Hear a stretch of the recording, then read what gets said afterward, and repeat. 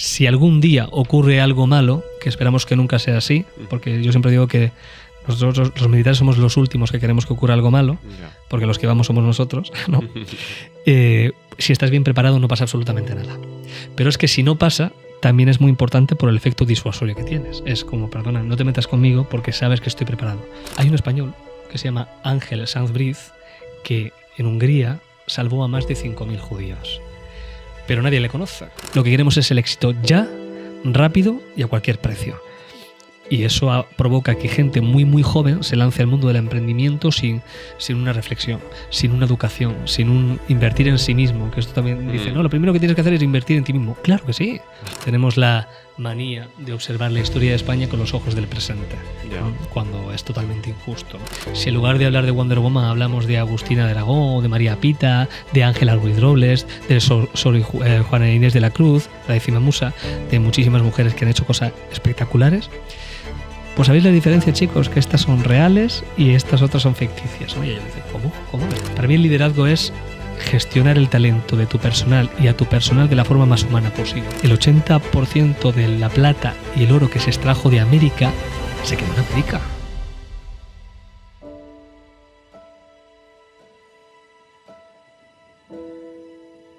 Bienvenidos a un nuevo episodio de Life School. Hoy os traemos un poquito de historia y vais a ver por qué. Me complace presentaros a Manuel Ángel Cuenca, escritor y militar, así que ojito con esto. Siendo actualmente oficial de comunicación del Ejército del Aire Español y especializado precisamente en liderazgo y comunicación, que le avalan 10 años de experiencia. Así que veréis. Y no solo esto, sino que entre otras fundó junto a Gloria Cuenca y Fermín Valenzuela el proyecto divulgativo de Gestas de España, para contar todos aquellos acontecimientos históricos que nos han llevado hasta aquí. Así que nada, con esto ya os presento. Manuel, ¿cómo estás? Pues encantado de estar aquí y muy agradecido de que deis la oportunidad de poner un poco en valor la historia de nuestro país y todo lo que hacemos. Pues sí, no, la verdad que es un placer. Muchas gracias por venir. Creo que es un perfil bastante diferente a los que tenemos, pero sí que muy alineado con lo que hacemos. Al final, divulgar la historia, también la parte de comunicación, liderazgo. Así que nada, un placer tenerte aquí. El placer es mío, insisto. Pues mira, tenía para empezar con una primera pregunta, contarnos un poco sobre tu trayectoria, ¿no? ¿Cómo has llegado hasta aquí?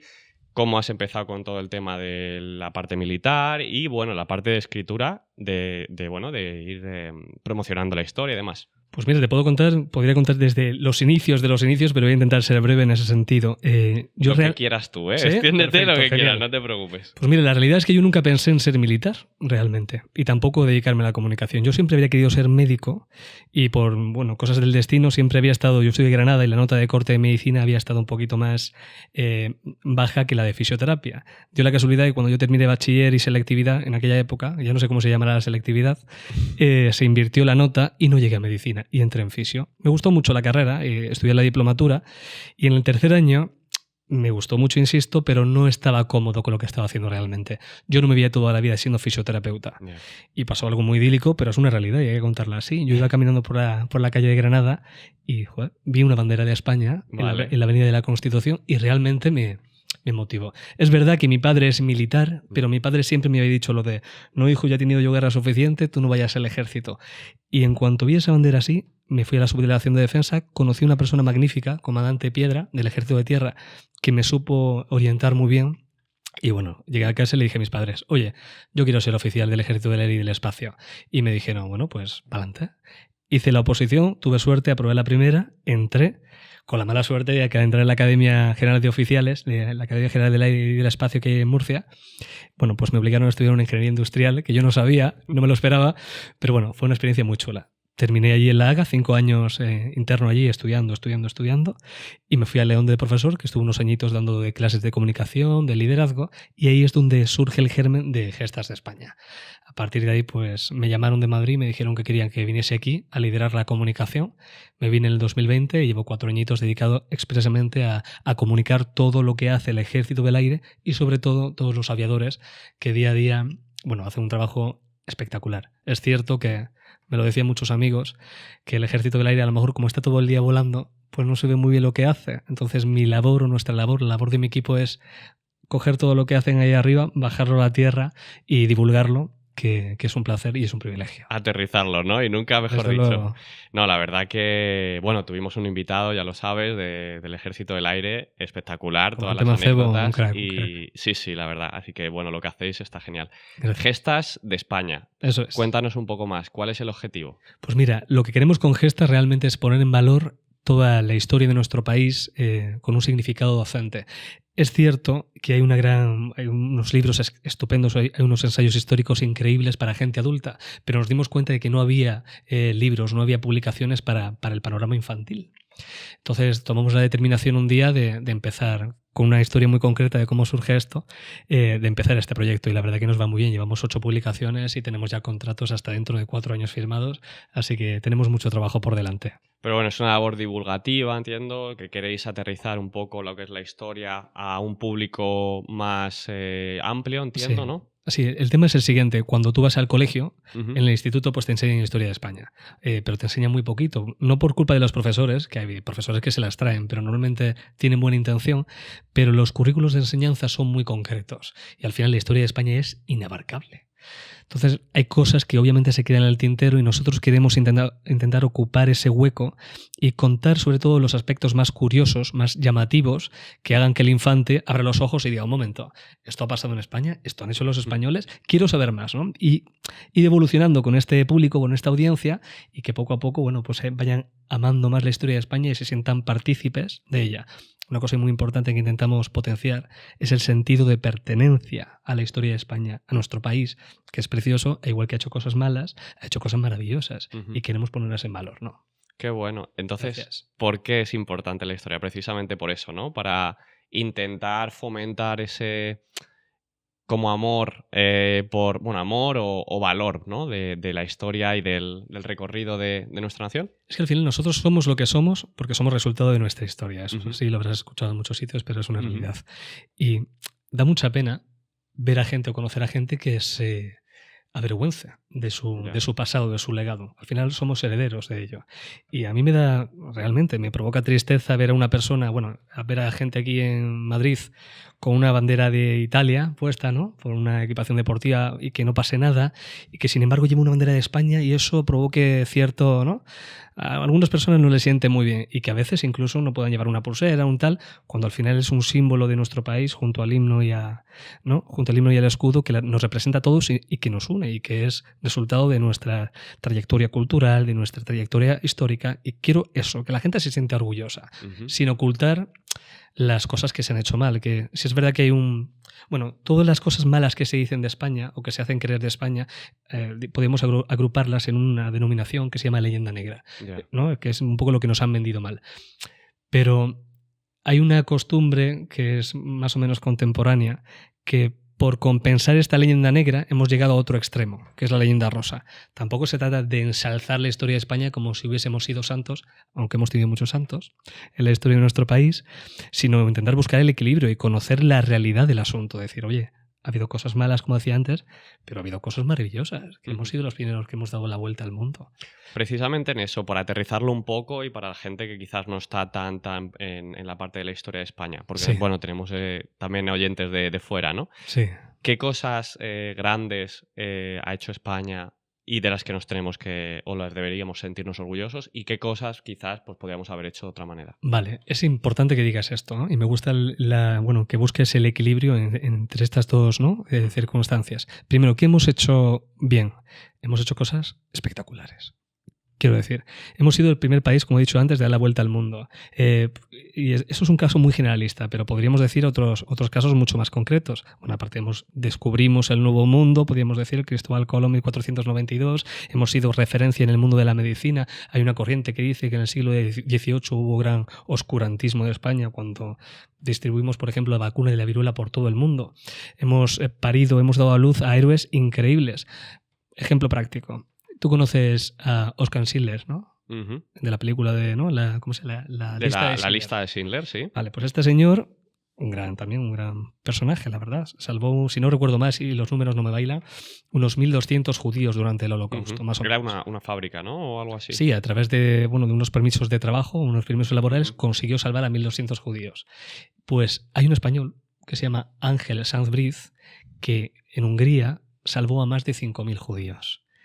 Pero nadie le conoce. Nadie ha hecho peli de él. Claro, ¿por qué? Porque detrás de Oscar estaba Spielberg y detrás de Ángel está Gestas España solo y otras muchas personas, ¿no? Pero es verdad que chicos, da mucha pena.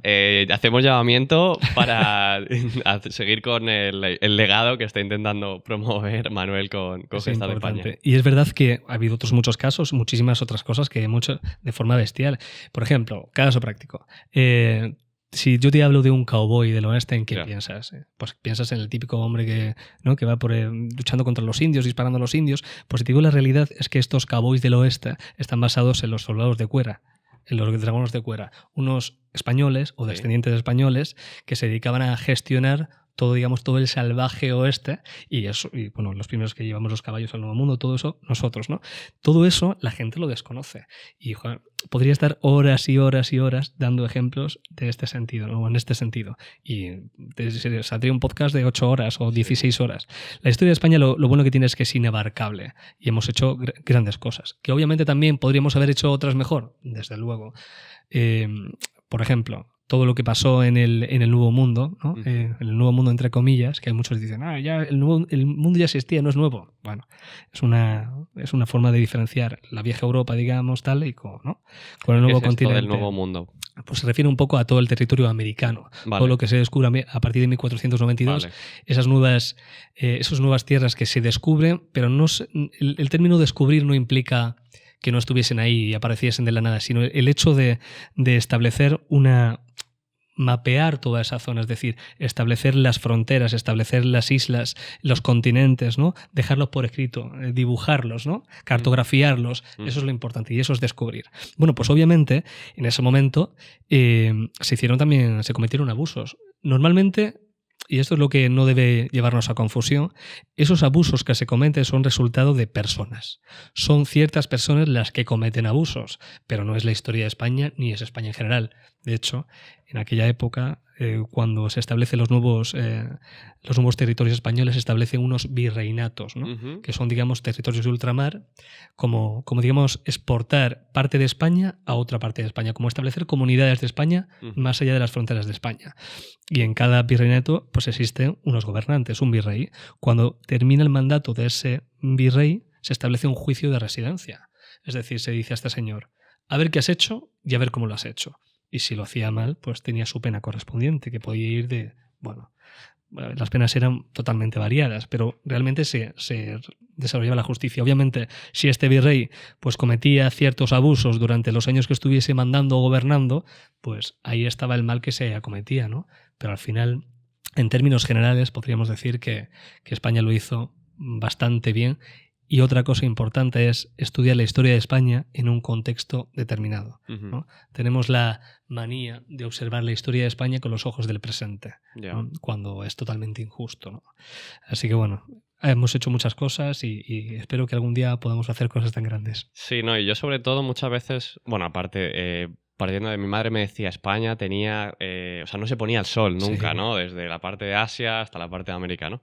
Que me parece espectacular. Y yo creo que también parecido al Imperio Británico, ¿no? En ese sentido. A mí me has tocado la fibra, porque yo los británicos los tengo... Lo tengo ahí, ¿no? Pero bueno, sí es verdad que luego también he visto que ha sido pues de los más que han perdido territorio, ¿no? A lo largo de la historia y demás, pues bueno. Pero partiendo de otro tema, que es el lenguaje, el idioma. Claro, sí, está pues, el lenguaje chino-mandarín, el lenguaje inglés y luego, en cuanto al número de personas, ¿no? Español. Y corrígeme si me equivoco. ¿Crees que de verdad podríamos hacer mucho más por hacer ese lenguaje español con más peso en lo que es el mundo? Sí, el panorama internacional. Exacto. Desde luego, lo que pasa es que al final lo que tenemos que hacer es defender ese idioma. Tenemos un idioma riquísimo. El español, el castellano, es un idioma espectacular. Y es como tú decías, ¿no? Al final es un poco lo que nos une a todos los pueblos hispanohablantes, ¿no? El español. Y es un poco intentar proyectarlo y darle valor en el resto del mundo. Yo creo que es algo que pasará tarde o temprano, porque aunque el inglés sea el idioma, digamos, por excelencia ahora mismo, sí es verdad que en países como China se está hablando mucho español. Los niños en los colegios estudian español y está pasando en otros países que conozco, lo cual es una buena señal. Pero bueno, es un esfuerzo que tenemos que hacer nosotros. Hay grandes instituciones que procuran exportarlo y darle valor, pero nosotros tenemos que cuidarlo. Hay que pensar que, si no me equivoco yo, el segundo libro más vendido del mundo es Don Quijote de la Mancha. Sí, el Quijote. ¿No? Entonces, al final, o sea, es una pasada. Eso ya imprime mucho valor, ¿no? Sí. Y hemos hecho grandes cosas. Joder, a través de ese idioma hemos hecho también muchas grandes cosas, ¿no? Entonces, bueno, creo que el idioma castellano es importante y va ligado, como siempre, eso, al contexto histórico y a la cultura. Sí, no. Además, se ve el impacto, hombre, ya aterrizando un poco más ahora que estamos en el mundo de redes sociales y demás, el alcance que tienen pues las redes sociales en español. O sea, tienen un potencial enorme, ¿no? El lenguaje español creo que es algo de lo que debemos lanzar muchos más puentes y hacer muchos más puentes entre Europa y Sudamérica, Centroamérica, para hacernos pues realmente una mayor comunidad y estar mucho más representados en el mundo estratégicamente, y no un poco esas fricciones que entiendo que es natural, pero que creo que es algo que nos une, que nos hace muy fuertes a la comunidad hispanohablante, ¿no? Fíjate lo que dices, y eso es muy interesante, ¿no? Es curioso porque al final yo creo que siempre, obviamente, hay que mirar, desde mi punto de vista, que solo es válido para mí, es un punto de Manuel Ángel Cuenca López, pero yo creo que hay que mirar a Hispanoamérica. Hay que mirar a Hispanoamérica, que al final nos une lo que decíamos, una cultura, una religión en muchos casos, un idioma, un pasado muy común, y al final da la sensación de que hay muchas rencillas, ¿no? El típico cachondeo del doblaje en castellano y el doblaje, ¿no? Sí. Hay muchas rencillas que son fácilmente superables y si nos uniésemos haríamos grandes cosas. La realidad es que, históricamente hablando, esto no se produce porque enemigos, podríamos decir, históricos, que ya no lo son, pero en su época lo fueron, de España, hicieron todo lo posible para que no hubiese esa unión, esa comunidad. Y si nosotros fuésemos capaces de establecer puentes, como bien dices, para llegar a esa comunidad, sería algo maravilloso. Sí. Hay que pensar que lo que decías antes, no se pone el sol, es que hemos tenido impacto, hemos tenido legado en todas partes. Hay un poema de Bernardo López, que se llama Oda al 2 de mayo, ya que fue el 2 de mayo hace relativamente poco, que decía: desde la cumbre bravía que el sol indio torna sola hasta el África que inmola a sus hijos en torpe guerra, no hay un pedazo de tierra sin una tumba española. Y es así, es que es así. Entonces, si tuviésemos la oportunidad de crear esos puentes que nos uniesen, seríamos imparables. Sí, sobre todo para la comunicación, que al final es la línea de unión de las personas y las relaciones. Entonces, ya que tenemos un lenguaje común, vamos a, obviamente, cada uno tener nuestro ADN, nuestra cultura, nuestra historia de cada parte hispanohablante, pero unamos, ¿no? Me encantaría. Es un sueño que ojalá que llegue en algún momento. Bueno, partiendo de también tu experiencia en el ejército, hablemos un poco de esto también. Genial. ¿Cuáles son los valores del ejército? Mira, pues los valores que representan al menos al Ejército del Aire y del Espacio, que es el ejército en el que yo estoy, tenemos una IG, que se llama la IG, una instrucción general que se llama 004, Valores y Liderazgo del Ejército del Aire, que suena muy rimbombante. Pero la realidad es que lo único que define es cómo nosotros por qué nosotros nos representamos y qué valores y sobre todo qué virtudes debemos potenciar para ejercer bien nuestro trabajo. Esto es importante diferenciarlo. Una cosa es el valor y otra cosa es la virtud. Y eso mucha gente no lo entiende. El valor es la paz. La virtud es el pacífico. Tú le puedes enseñar a un niño lo que es la paz perfectamente. Le puedes decir: mis manos son palomas de la paz, como nos decían de pequeños. Pero si el niño le pega una pedrada en el recreo a otro niño, sabe lo que es la paz, pero no es pacífico. Hay que enseñarle a utilizar el diálogo, hay que enseñarle a decir: no, la violencia es la última opción, ¿no? Entonces, es tan importante el valor como la virtud, o más importante, mejor dicho, es la virtud. ¿Qué virtudes y qué valores nos representa? La disciplina, la abnegación, el trabajo en equipo, el espíritu de sacrificio, valores que realmente construyen a la milicia. Y es algo maravilloso. La valentía, el valor, son cosas que tristemente ya no definen por norma general a las personas y ostras, te da una seguridad, crea una seguridad al Estado, crean una calidad humana que la gente no es consciente de lo que imprime la milicia. Yo he tenido, cuando estaba en León, de profesor en la Academia Básica del Aire y del Espacio ahora, Yo tenía a mis chicos y yo recordaba cuando llegaban con 17 añitos y a los 3 años, porque para ser sargento del Ejército de la Ley del Espacio tienes que pasar 3 años formándote, salían completamente distintos. Esto no es porque en esos 3 años viviesen cosas espeluznantes o tuviesen unas experiencias arrolladoras, no, era simplemente porque desde el minuto 1 intentamos inculcarles estos valores. Formaciones de horas en las que estabas en firmes, ¿no? Intentar eliminar, y no me malentendáis, eliminar el individualismo no para sesgar el talento de la persona, la naturaleza de la persona, sino para entenderse como un ente común y practicar la solidaridad con el que tienes al lado, ¿no? Compartir la vida con el que tienes al lado, hacer esa piña que luego resulta totalmente irreductible, ¿no?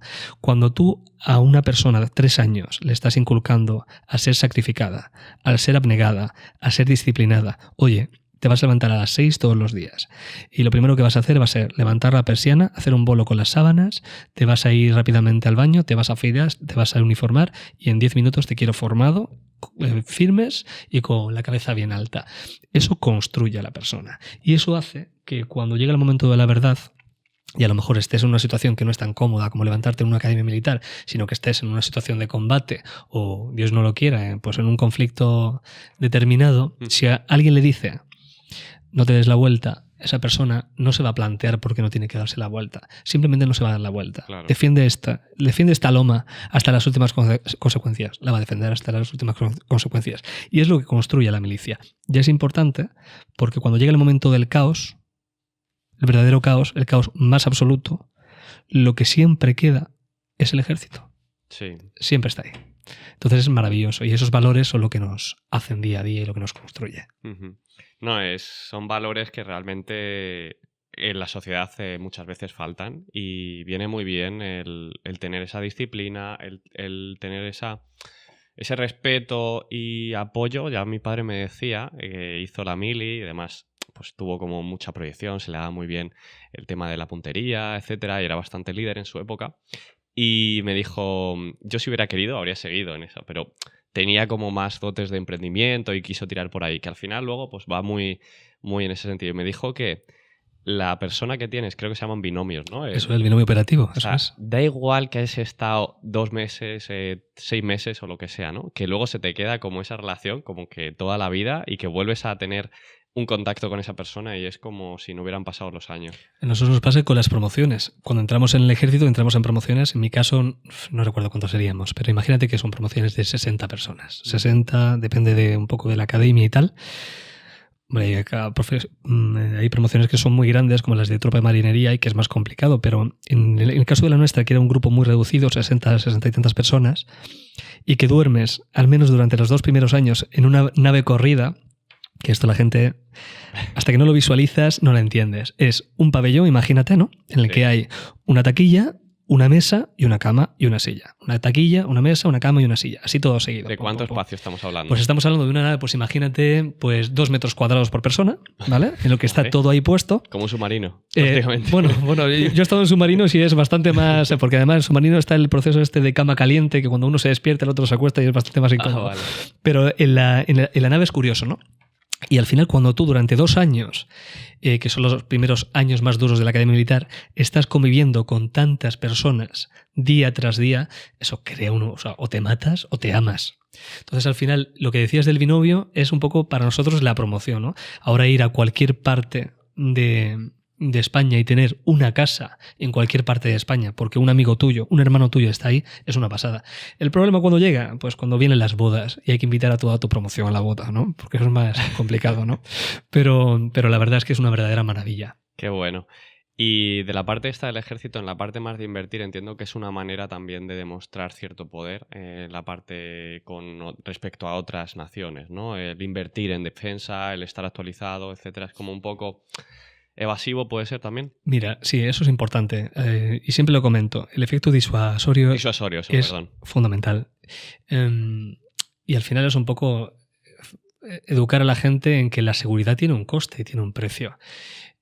En muchas ocasiones lo he dicho, pero me gusta repetir esta anécdota. Cuando tú compras un coche, ¿qué es lo primero que contratas? El coche, el seguro. Ya. Bien. lógico. Cuando tú compras una casa, contratas el seguro de la casa. Cuando pasas tiempo fuera de la casa, lo lógico es que esa casa al menos tenga una alarma de seguridad o lo que sea. Y yo sé que día a día es muy fastidioso pues pagar el seguro año a año, el seguro del coche, el seguro de la casa, todos los días poner el código de la alarma antirrobo cuando sales de la casa, a veces se te olvida y entras y empieza a pitar. Bueno, pero ¿qué ocurre si no tienes la alarma o no tienes el seguro? Si tú te estrellas con el coche y no tienes el seguro, dices, maldita sea mi estampa. Nunca mejor dicho. Si te entran a robar en la casa y no tienes alarma de seguridad, dices, ojalá lo hubiese contratado. Ya el coste es el coste en lo normal, en lo cotidiano, no supone tampoco nada para lo que puede suponer en el caso de que se produzca el problema, ¿no? Entonces, al final, España es un poco eso, y cualquier estado es un poco eso. Si tú inviertes en defensa, dedicas unos buenos presupuestos a defensa, si algún día ocurre algo malo, que esperamos que nunca sea así, porque yo siempre digo que nosotros los militares somos los últimos que queremos que ocurra algo malo, porque los que vamos somos nosotros, ¿no? Si estás bien preparado no pasa absolutamente nada. Pero es que si no pasa, también es muy importante por el efecto disuasorio que tienes. Es como, perdona, no te metas conmigo porque sabes que estoy preparado. Por eso también la razón de ser de los ejércitos es la instrucción, es estar preparados. ¿Cuántas veces no habré escuchado yo lo de, tú eres militar, tú durante el día no haces nada? No, mire usted, yo durante el día me preparo por si algún día tuviese que pasar algo. Me instruyo. Mis compañeros se instruyen día tras día tras día, aparte de las muchísimas misiones permanentes que tiene el ejército, el ejército de la ley del espacio, la armada, tierra. Todo el mundo tiene misiones permanentes, pero aparte de eso, la instrucción es importantísima. Y todo eso implica, pues, un dinero que hay que invertir. Como inviertes en la alarma, tienes que invertir a los ejércitos. Sí, no hay misiones de ayuda y demás que muchas veces no salen, pero que son súper importantes y que están haciendo un bien ahí que hay que mencionar también, ¿no? Desde luego, es verdad, la función, por ejemplo, que hace el 43 Grupo de Fuerzas Aéreas, que hacen en precampaña, que queda poquito para ella, ya están posicionados. El 43 Grupo de Fuerzas Aéreas, para los oyentes, es la unidad del Ejército del Aire que se encarga de apagar los fuegos, los apagafuegos. Los aviones rojos y amarillos que vemos volando sobre la península o en las islas y que incluso nos pide Turquía, Grecia y otros países, que nos ha pasado muchas veces, y que son los que sueltan litros y litros de agua sobre los bosques, que ojalá nunca se incendiasen, pero bueno, la realidad es la que es. Pues todos esos, al final, esto hay que pagarlo, el mantenimiento, las tripulaciones y hacer un trabajo magnífico. O todos los controladores que tenemos día a día en sus puestos, controlando el espacio de soberanía español, el espacio aéreo, controlando que no haya ningún inconveniente en nuestro espacio aéreo de soberanía, o los pilotos, que tenemos pilotos, que lo diría el comandante el otro día, ¿no?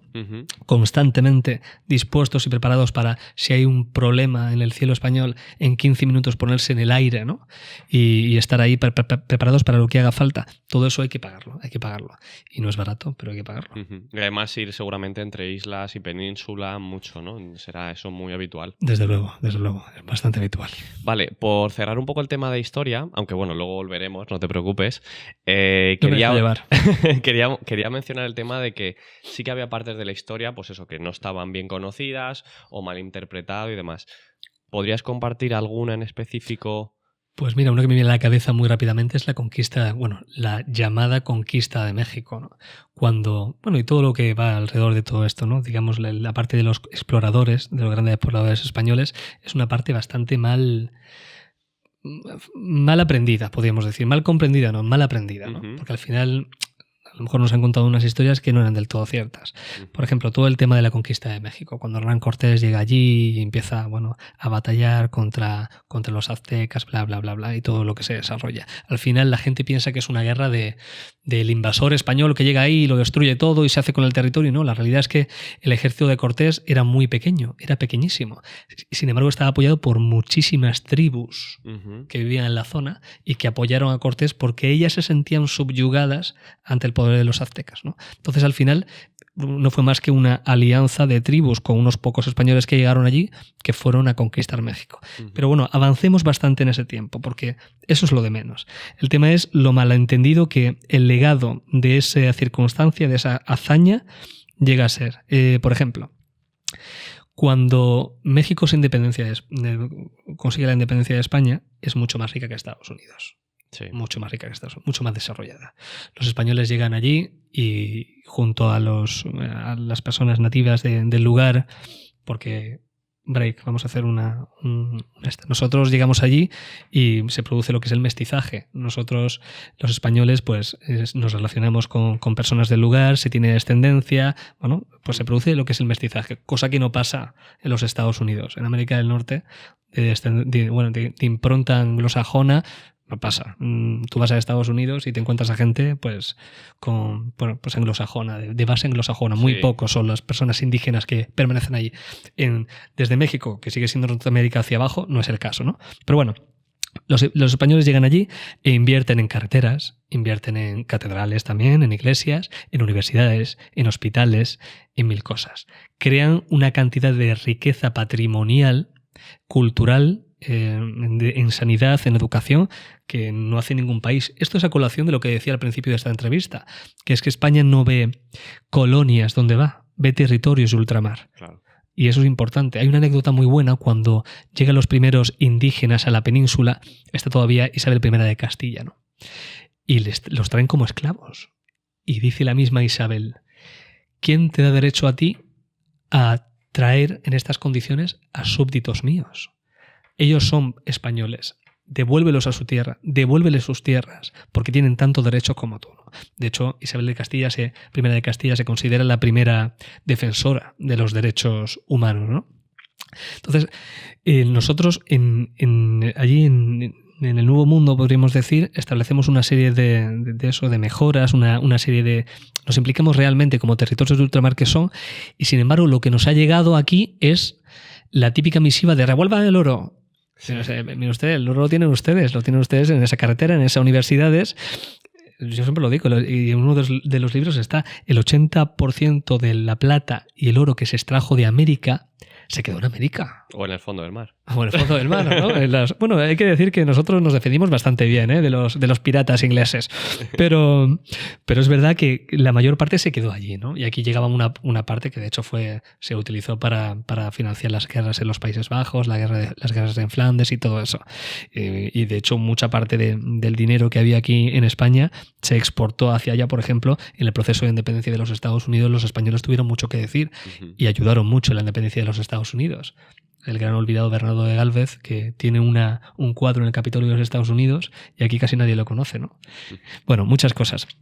Entonces, al final, yo creo que por intereses varios, intereses de, como decía antes, los enemigos históricos de España, se ha dado a conocer una historia que no es que sea falsa, porque en toda historia hay una parte de verdad, pero que se han involucrado de una forma que nos ha hecho quedar siempre como los malos, cuando realmente, ¿qué voy a decir yo? Pues fuimos los buenos. Tan malos no seríamos cuando el descendiente de los aztecas, Moctezuma, sigue teniendo un ducado aquí en España y es un grande de España.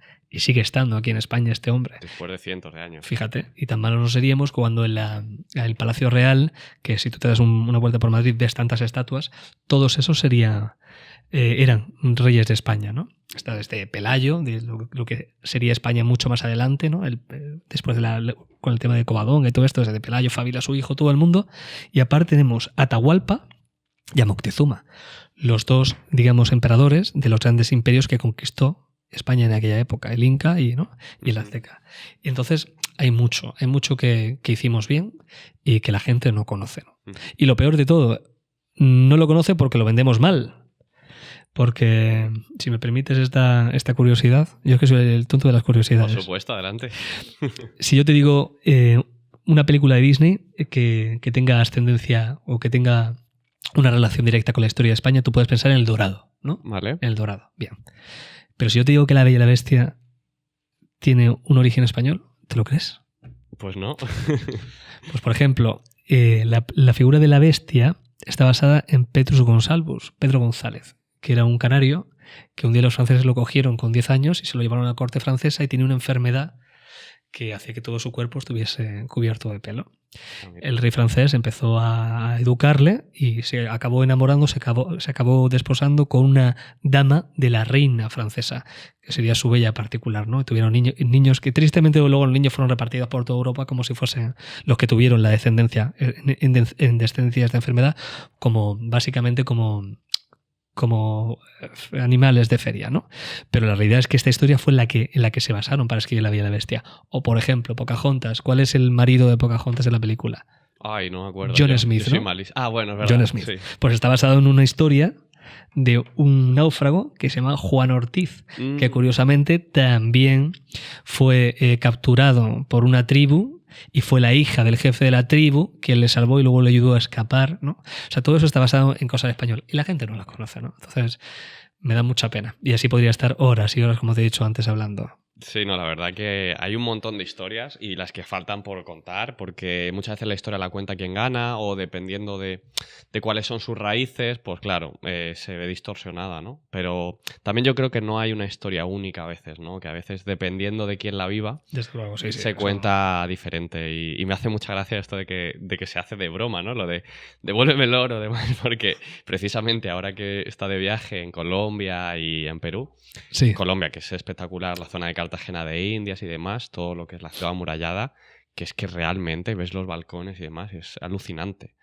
Y bueno, pues todo lo que decías tú, el Imperio Atahualpa y demás, pues claro, pues ahí hay, claro, unas raíces que bueno, se puede entender también y empatizar de alguna manera. ¿Pero no te pasas tú, a lo mejor, que paseas por Hispanoamérica y no te sientes un poco como en casa? Sí, totalmente. Porque es increíble. Pero en todos los sentidos. No solo por la gente que es estupenda, claro. Hay gente estupenda, sino encima por todo el contexto, el patrimonio que hay alrededor. Es que da la sensación de que estás en casa. En los centros de ciudades sobre todo, que es sí. donde está un poco más el núcleo.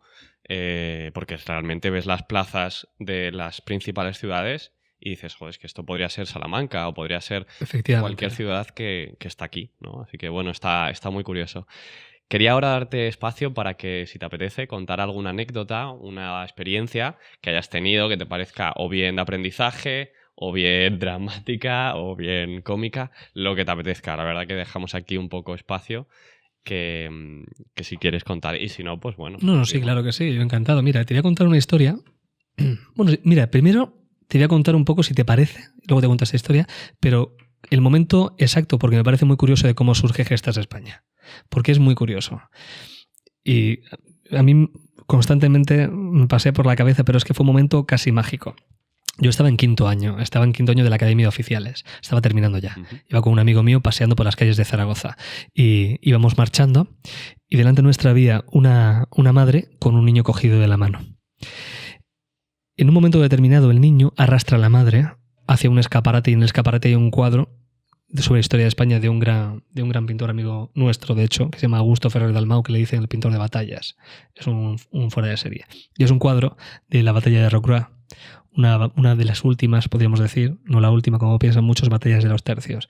Es una derrota gloriosa, en la que se ven a todos los soldados que luego morirían, la mayor parte de ellos, con sus picas, esperando el último ataque de los franceses y saben todos que van a morir. Están todos puestos heroicamente, defendiendo, algunos ya muy heridos, esperando el ataque final, podríamos decir. Y el niño se queda alucinando, mirando el cuadro. La madre tira de él y cuando ve que el niño se queda ahí, pues se queda un poquito con el cuadro. Y yo estoy observando todo eso. Lo más impresionante de esta historia no es la pasión del niño por ver ese cuadro o cómo se queda obnubilado ante esa imagen. Lo que a mí me impresionó sobre todo es que el niño en la mano tenía un muñeco del increíble Hulk. Y te cuento por qué. Porque yo pensé, medité, si este niño tiene esta capacidad de asombro por esto y ha quedado totalmente en un segundo plano su héroe ficticio, que es el increíble Hulk, ¿cuántas historias no han contado y cuántas cosas podrían impresionar a este niño? Yo voy mucho a colegios, voy mucho a institutos a dar charlas. Cada vez que me invitan voy gratuitamente y me lo paso súper bien. Son mis momentos más divertidos.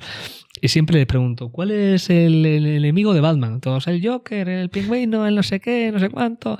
Si te digo un capitán que sea valiente, que luche por el bien, ¿a quién me decís? Todo el Capitán América. Si te digo una chica muy fuerte, Wonder Woman, tal, todo el mundo. Y yo digo, y si en lugar de este capitán hablamos del gran capitán, Gonzalo Fernández de Córdoba, que era muy similar pero en la española, si en lugar de hablar de Wonder Woman hablamos de Agustina de Aragón, de María Pita, de Ángela Ruiz Robles, de Juana Inés de la Cruz, la décima musa, de muchísimas mujeres que han hecho cosas espectaculares, pues ¿sabéis la diferencia, chicos? Que estas son reales y estas otras son ficticias, ¿no? Y ellos dicen, ¿cómo? Es increíble, ¿no? Entonces, ese momento fue el que inspiró un poco Gestas España y el que empezó a provocar que yo insistiese a mi hermana que le vino muy bien porque ella quería dedicarse toda su vida a esto. Ella es licenciada en Bellas Artes, pero es difícil dedicarse al mundo de la ilustración. Los artistas yo les tengo muchísimo aprecio porque sé de primera mano por el tema de mi hermana lo difícil que es abrirse un hueco en un mundo tan competitivo y tan variopinto, tan variable, sometido a tantos cambios. Ahora con la inteligencia artificial, todas estas cosas, Totalmente. es realmente apabullante, ¿no? Entonces, bueno, así surge Gestas España y fue una anécdota que siempre repito porque fue realmente mágica. Y ahora, uno de los momentos más bonitos que yo tuve fue en Granada, presentando mi tierra. Qué bonito. Presentando un libro, un par de libros que era una colección infantil, Las de Lezo y la Defensa de Cartagena de Indias y Agustina de Aragón y el sitio de Zaragoza. Pues estaba presentando los dos y yo veía que un niño estaba en el público llorando como un animal. Y yo digo, mira, el niño se está aburriendo, yo ya no sabía dónde meterme, no sabía qué contar, pero el niño estaba llorando como una magdalena. Claro, cuando termina todo y me pongo a firmar libros, se acerca con su padre y le dice, dile lo que me has dicho a mí. Y yo esperando el chaparrón, ¿no? Pero con esa curiosidad de decir, bueno, a ver qué he hecho mal para no volver a hacerlo. Y me dice, solo quería darte las gracias. Y yo, ¿por qué? Yo en esa época luego cambié porque siempre intento hacer las cosas distintas para que los que siempre son muy fieles, que tenemos gente que va a todo, pues tenga una experiencia siempre nueva. Pero en aquella época siempre poníamos un vídeo un poco hablando de este símil que te comentaba antes, héroes reales, héroes ficticios. Y yo ahí metí a Ángel Sanz-Briz, el hombre del que te hablaba antes, el ángel de Budapest, aquella persona que salvó a 5.000 judíos, ¿no? Dándoles pasaportes sefardíes, ¿no? Pues para este niño que era judío, Ángel Sanz-Briz era un héroe. Un héroe. De hecho, como decía antes, Israel le nombra justo entre las naciones. Pero el niño me decía, te tengo que dar las gracias porque nadie habla de este señor y que lo hayas puesto en el vídeo y que lo hayan nombrado, al niño le conmovió. Y el niño tenía 10 años. El niño tenía 10 años. O sea, detalles como ese son los que a mí me motivan para mantenerme en este mundo y en este juego de la divulgación histórica, que a veces es muy complicada, porque nosotros tenemos una obsesión, y esto para nosotros es importantísimo, y es, a pesar de que el proyecto se llame Gestas de España, nosotros intentamos siempre dar a entender que el concepto España, el concepto gesta, hazaña, no está vinculado ni relacionado con ningún tipo de ideología política. Es España. España somos todos, ¿no? Entonces, para nosotros es algo importantísimo, realmente importante. No queremos que nadie se apropie obviamente de nuestro proyecto, pero tampoco de la idea de España, ¿no? Entonces, estos pequeños detalles son los que hacen que, como este niño, que sigas al pie del cañón en un momento en el que tú tienes que rechazar todo tipo de ayuda externa e institucional, porque no quieres verte en una tesitura en la que no quieres verte envuelto. Quieres independencia. Y tiene que ser así. Exacto. Porque la educación implica eso, también implica independencia, la educación es lo más sagrado que existe. La materia sagrada es la educación. Y estamos aquí para defender una educación coherente, equilibrada y veraz. Y vamos a hacer todo lo posible. Nos equivocamos como todo el mundo, desde luego, pero hacemos todo lo posible por eso. Entonces esos momentos como el del niño, ostras, se quedan grabados en el corazón. O una gira, por ejemplo, que hicimos en Sevilla en varios colegios. Y recuerdo una niña que iba disfrazada de Agustina Aragón y se había aprendido el cuento, que lo hacemos en verso, de principio a fin, y lo recitó delante de un colegio de 400 personas. Ostras, eso fue bonito. Qué bueno. No, y entiendo que Gestas de España también es contar la historia, pero quitándose... O sea, no desde un punto arrogante de esto es España y hemos hecho esto, sino desde un punto de vista pragmático y aterrizado lo más posible para que pueda ser fácilmente consumible por el mayor cantidad de público posible. Por eso para nosotros es importante el concepto de la curiosidad que te decía antes, abordando pequeñas curiosidades. Tenemos un poco libros de todo. Los últimos que han tenido muchísimo éxito son los de curiosidades, que hablamos, oye, pues ¿sabías que en este sitio tal, en este sitio cual, tal? Hablamos de patrimonio, de héroes desconocidos, de muchas cosas, ¿no? Pues ¿quién inventó el primer libro electrónico? Oye, pues era española, era Ángela Ruiz Robles, pues vamos a hablar de ella, ¿no? Y le contamos un poquito así, 1000 cosas. Pero lo que tú dices es importante, lejos de toda arrogancia. Está bien ser orgulloso, estar orgulloso de tus raíces, pero hay que ser realista y sobre todo acercar toda esta historia a un público infantil, a un público familiar, es complicado. Sí, que es lo difícil, entiendo, ¿no? Porque ahora con lo acostumbrado que estamos a consumir material digital de, bueno, pues series, películas, o sea, fácil dopamina, por así decirlo, que es así la realidad. Pues claro, ponerte a leer un libro para mucha gente puede ser difícil, ¿no? Entonces hay que intentar aterrizar lo menos posible, lo más posible cuando es un formato de texto. Nosotros intentamos ser muy divulgativos y es verdad que nosotros intentamos conjugar mucho, hacemos un poco marketing, comunicación 360. Intentamos obviamente tener nuestras publicaciones, pero relacionamos también muchísimas publicaciones en todas las redes sociales, en varios canales de comunicación. Somos muy machacones, pero tenemos que ser así por lo que tú dices, ¿no? A lo mejor presentamos un libro, pero lo presentamos a través de pequeñas píldoras muy comunicativas, muy cortas, en formato digital, en formato vídeo, que sean fácilmente consumibles. Al final todo se basa en provocar la curiosidad, que la gente diga, uy, ¿y esto? Qué gracioso, y quiera saber más. Sí, ¿no? El punto de humor yo creo que es imprescindible. Volviendo un poco a la parte de comunicación, liderazgo y demás, que bueno, es la línea también un poco que tenemos en el podcast, a mí me gustaría saber por qué es importante la comunicación. Porque sí, bueno, voy a decir la típica frase que dice todo el mundo, pero es que lo define todo perfectamente. Porque lo que no se comunica no existe. Es así. Puedes hacer una labor magnífica, desde el Ejército de la Ley del Espacio, desde Gestas de España, desde cualquier lugar. Pero si no lo comunicas, si no lo das a conocer, no hay nada que hacer. Y ojo, no suele que darlo a conocer. Hay que darlo a conocer con las reglas del contexto temporal en el que te encuentras inmerso. Es decir, no es que yo lo di a conocer, yo es que lancé una nota de prensa. Pues a lo mejor en un contexto determinado, para un público juvenil, la nota de prensa es lo más importante. O a día de hoy, vale más un videoblog que cualquier otra cosa, ¿no? Entonces ya no es solo comunicar, es comunicar de la forma correcta, a la audiencia correcta y con el mensaje correcto. Es bastante complicado, ¿eh? Y si puedo añadirte con las emociones para que a la gente le llegue y lo recuerde. Importantísimo. Antes había una cosa que bueno, se habla mucho en ciencias de la información, que es la pirámide de la información, ¿no? Antes siempre se decía, lo que quieras que sepan, lo más importante, el gancho, ponerlo lo primero.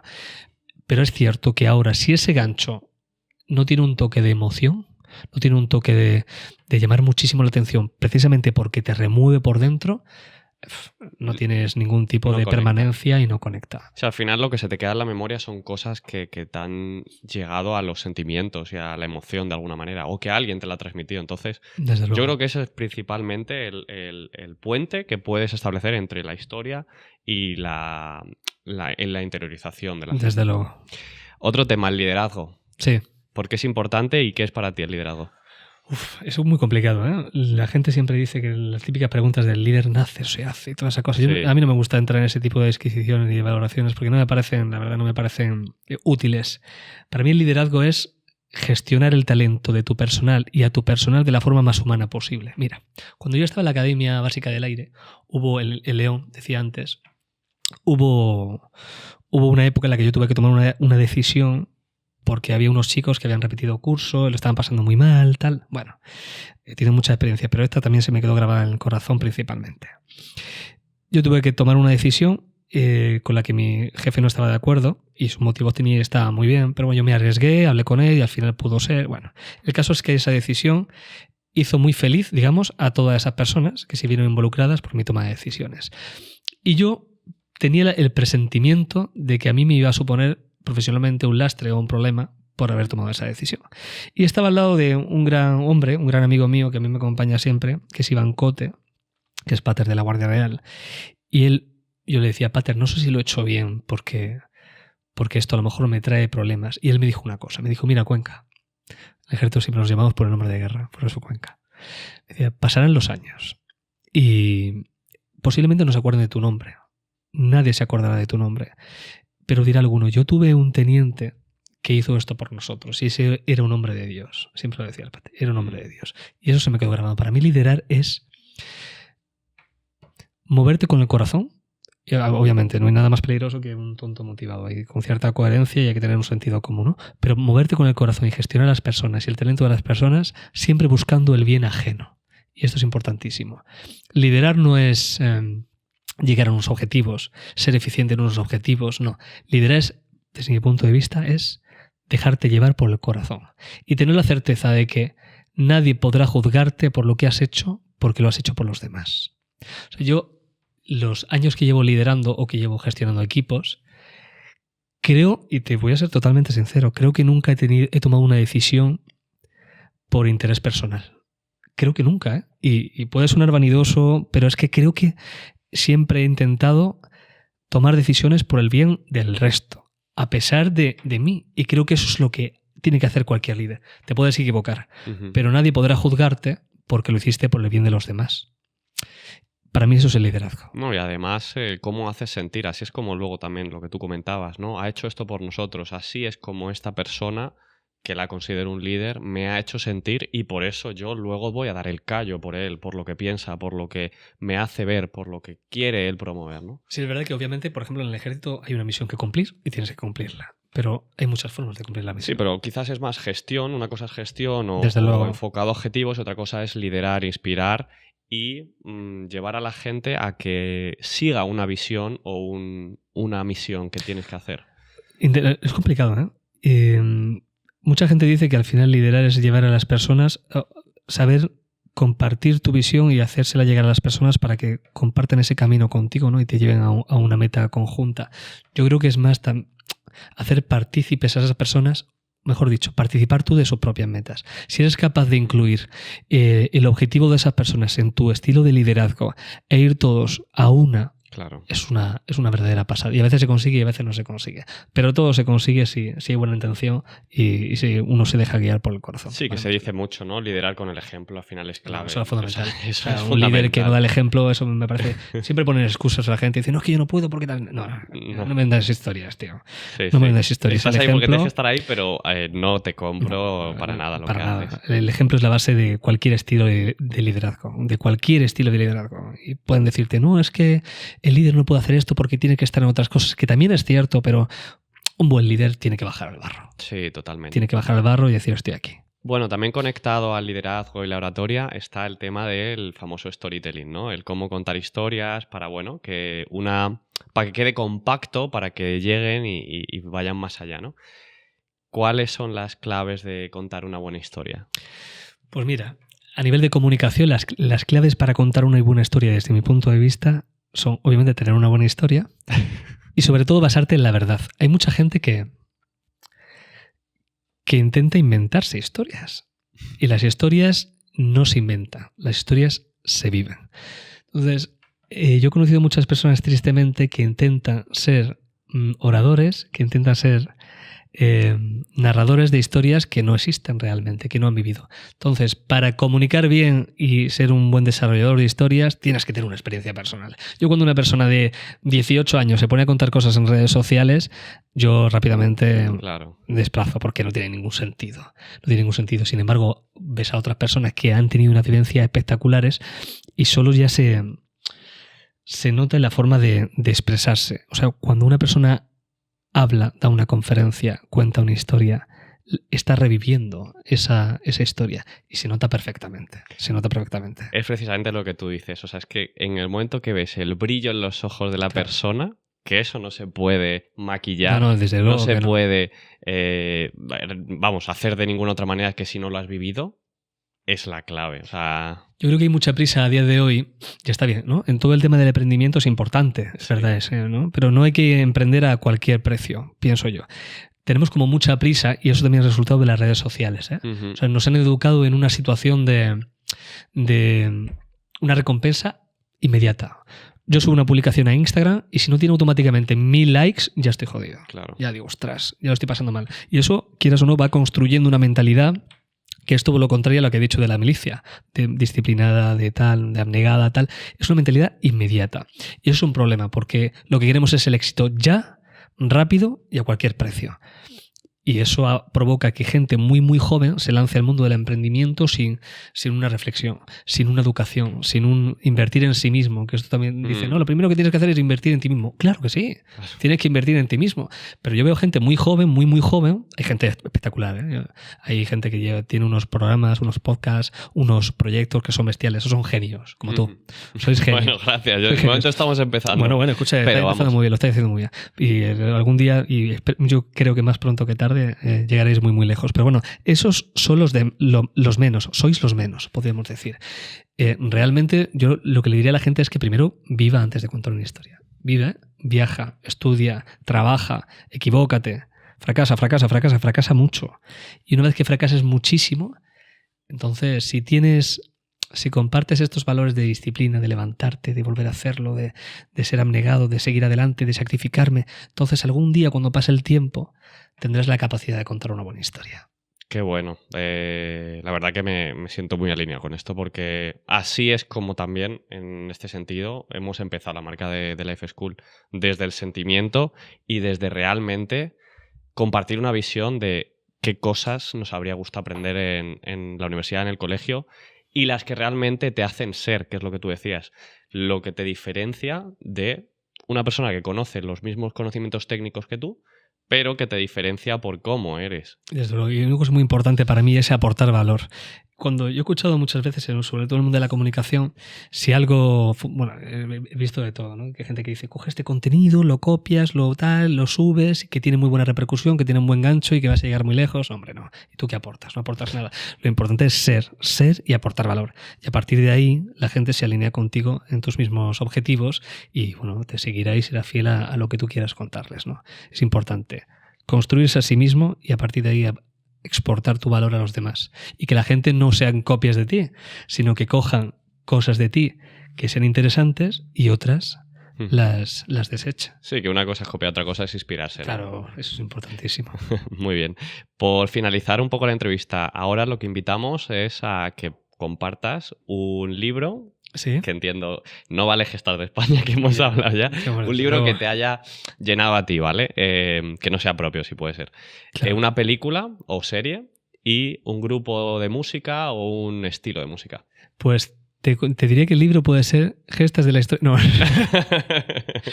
Vale, pues aquí tenemos un problema, porque yo soy muy de consumir libros, ¿vale? Consumo muchísimos libros, pero si tuviese que elegir uno solo, yo diría que Hojas de hierba, de Walt Whitman, por varios motivos. El primero es que es mi libro de cabecera, que el escritor no solo se dedicaba un poco a la sanidad militar, sino que aparte escribía poesía, que a mí la poesía me fascina, pero lo más importante de este libro es que este escritor dedicó toda la vida a Hojas de hierba.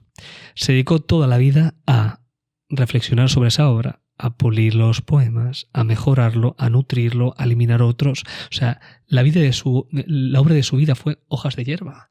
Y yo creo que es un poco eso. Entender que el concepto vital, que la vida de una persona nunca está cerrada, que el proyecto nunca está cerrado. Siempre se puede mejorar, siempre se puede pulir, siempre se puede adaptar. Y eso lo hizo Walt Whitman a la perfección, que la gente no lo conoce. La gente lo conoce por el Club de los Poetas Muertos o Capitán mi Capitán, pero hay mucho más, hay mucho más. Tiene más allá. Vale, ¿una película, una serie? Pues una película, esto lo tengo muy fácil. No vale Top Gun, que ya lo han dicho. No.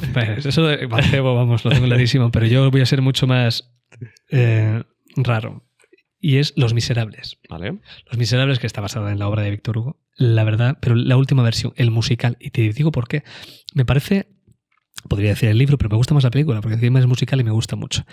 Me parece increíble la cantidad de personajes y cómo eres perfectamente capaz de identificarte con cada uno de ellos en una parte concreta de la trama. Pero más allá de ello, lo que me gusta de Los Miserables es que realmente todos son miserables. Son personas imperfectas haciendo todo lo posible por salir adelante. Bueno. Y me parece una lección de vida y me parece una lección motivacional espectacular. El personaje de Jean Valjean me parece magnífico porque empieza siendo un villano. Uh-huh. Bueno, un villano. O sea, empieza siendo un ladrón el pobre por las circunstancias de la vida y va evolucionando hasta alcanzar la virtud, hasta el final de su vida. Y luego tenemos un personaje bestial que es Javert, que el hombre se ha regido toda su vida por unos valores y cuando llega el momento de la verdad, no voy a hacer ningún tipo de spoiler, decide tomar una determinación muy drástica porque es incapaz de liberarse de ellos, porque le definen a la perfección y le han definido toda su vida. Hay una complejidad tan preciosa en esa película, en cada uno de los personajes, de sacrificio, de entrega, de amor por encima de todo. Yo cada vez que estoy desmotivado me pongo Los Miserables. Qué bueno. Y me vuelvo... Pues nada, lo apuntamos y nada, yo me lo apuntaré para verla, desde luego. ¿Y último grupo de música o estilo? Vale, yo es que aquí sí que soy rarete, porque escucho absolutamente de todo. En función un poco de la época escucho una cosa u otra. Si me tuviese que quedar con un solo compositor, mira, voy a tirar por alguien complicado. Facundo Cabral. Uh-huh. Facundo Cabral, que en paz descanse, un gran cantautor, que era un hombre muy reflexivo, ya tenía una tradición que ya no se estila mucho en el mundo de la música, y era no solo cantar, sino que antes de las canciones muchas veces narraba, ¿no? Y también es muy motivacional.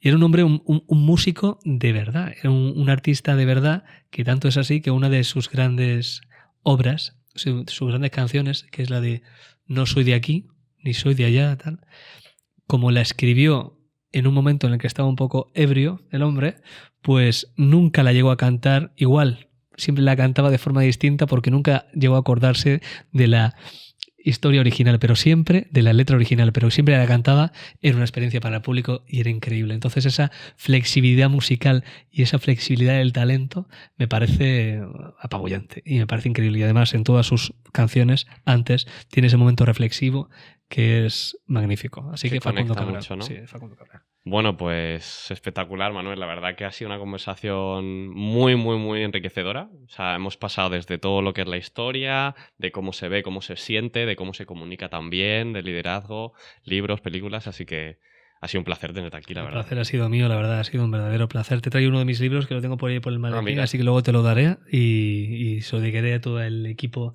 de este gran proyecto, que como he dicho antes, estoy convencido de que va a llegar muy lejos porque lo estáis haciendo con una creencia absoluta en lo que queréis transmitir, y sobre todo es lo que decís, sois totalmente fieles a la esencia de este proyecto, que es un proyecto maravilloso, así que enhorabuena. Muy bien, pues nada, Manuel, muchas gracias. Con esto, chicos, despedimos, así que nada, espero que os haya gustado y nos vemos la próxima semana. Chao.